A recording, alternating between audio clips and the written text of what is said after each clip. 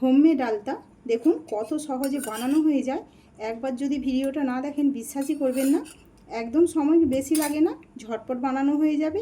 খুব বেশি হলে 15 মিনিটের মতো লাগবে, এর বেশি একটুকু না। বাইরে থেকে আলতা কিনে অনেক তো পড়েছেন, একবার এভাবে বাড়িতে একবার বানিয়ে নেবেন। সিঁদুর তো অনেকে বানিয়েছে, ভালোও হয়, খুব সুন্দর, বাড়ির তৈরি সব কিছুই ভালো। কিন্তু এভাবে আলতাও যে বানানো যায় ভিডিওটা না দেখলে বিশ্বাসই করবেন না। রঙটা শুধু দেখুন, একদম দোকানের তৈরির মতো, কোনো কেমিক্যাল ছাড়া বাড়িতেই বানিয়ে নিন এইভাবে আলতা। ঘরোয়া পদ্ধতিতে আলতা বানানোর জন্য দেখো এখানে আমি নিয়েছি একটা গর্ত পাত্র, আমি হাঁড়ি নিয়েছি, এই হাঁড়িতে বানাবো। তোমরা এর থেকে বড় চাইলে বড় নিতে পারো, কোনো অসুবিধা নেই। ঘরোয়া পদ্ধতিতে এত সহজে এত কম সময়ে আলতাটা বানানো যায়, না দেখলে বিশ্বাসই করবে না। আর একবার যদি বানানো দেখে নাও তাহলে আর বাইরে থেকে কিনবে না। আলতাটা বানানোর জন্য এখানে দেখো নিয়েছি আমি চা নিয়েছি, যে চা আমরা খাই, আর নিয়েছি চিনি। এই দুটো জিনিস দিয়ে আলতা বানানো যায়, আগে জানতাম না।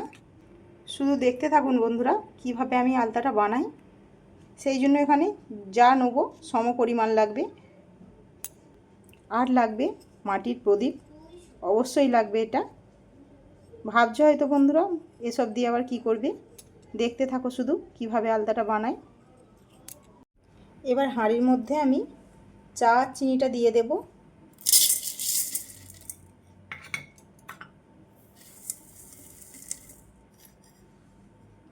খুব ভালো করে মিশিয়ে নেব হাত দিয়ে।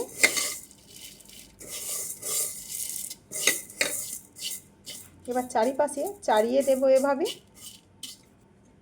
দিয়ে মধ্যিখানটা আমি ফাঁকা করে দেব। একদম মাঝ বরাবরটা ফাঁকা করতে হবে এভাবে। এবার যে মাটির প্রদীপটা নিয়েছিলাম এই ফাঁকা জায়গাটায় বসিয়ে দিলাম। এবার দেখো একটা নিয়েছি, একটা পাত্র নিয়েছি, এতে দেব অর্ধেকটা পরিমাণে জল, নর্মাল জল।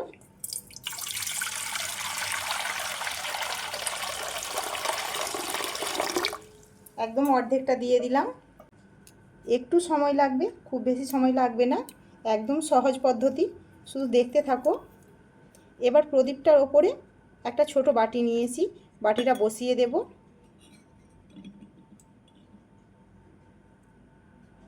গ্যাসের ওপরে আমি হাঁড়িটা বসিয়ে দিয়েছি।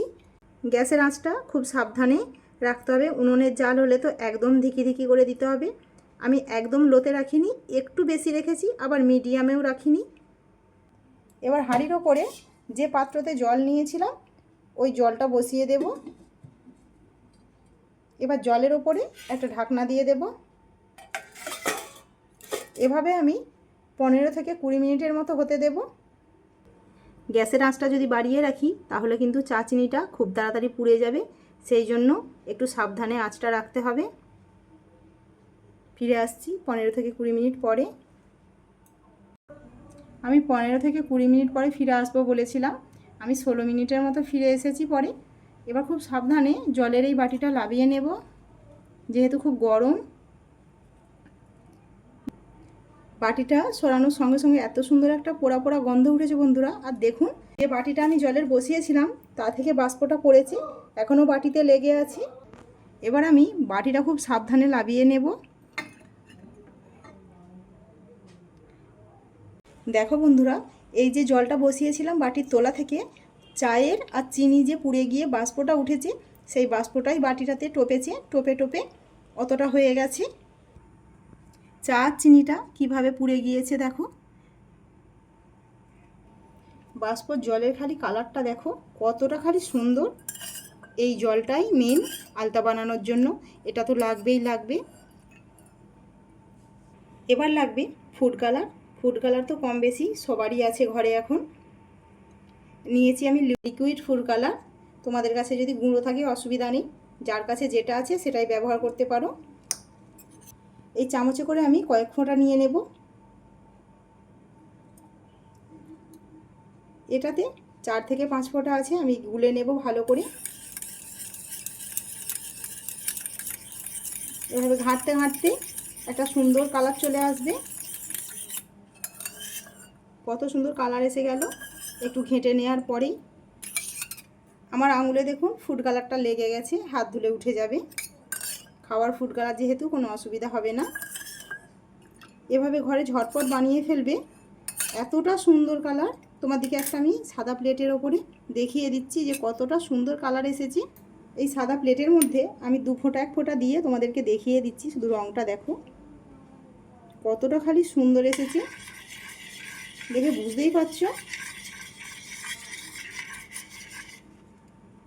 কত সুন্দর খালি কালার এসেছে। আলতা রঙটা কতটা সুন্দর এসেছে তোমাদেরকে আমি হাতের মধ্যে লাগিয়ে দেখিয়ে দিচ্ছি। তার জন্য এখানে আমি তুলে নিয়েছি। খালি দেখো বন্ধুরা কতটা সুন্দর।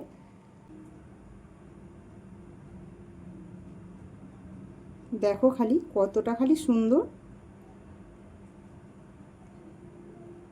দিনের আলোতে আরও সুন্দর লাগবে।